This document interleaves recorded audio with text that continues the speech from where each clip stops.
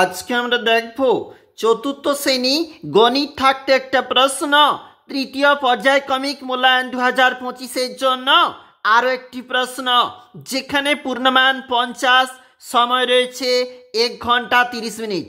দেখো যেখানে পরীক্ষার্থীর নাম লিখবে, চলে যাব নিচে। প্রশ্ন কেমন বলেছে, একে থেকে যেখানে বলেছে মনে মনে হিসাব করে উত্তরগুলি লেখো, 4 গুণ 2 সমান 8 বলেছে।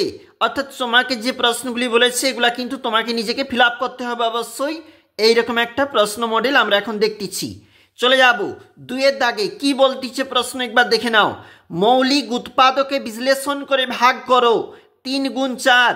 প্রতিটি প্রশ্নের মান কিন্তু 3 নাম্বার করে আমরা দেখতেছি। গুরুত্বপূর্ণ এক একটা মডেল সেট, এটা হলো 12 নাম্বার।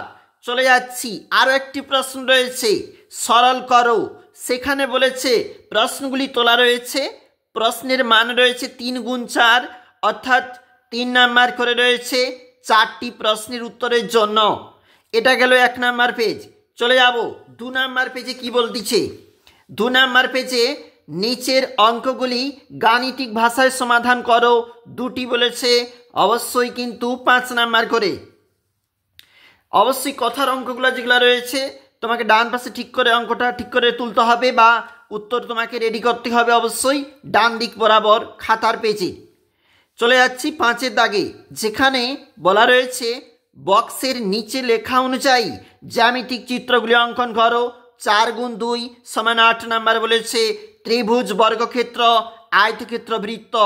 অবশ্যই দেখে রাখবে পরীক্ষা প্রস্তুতির জন্য।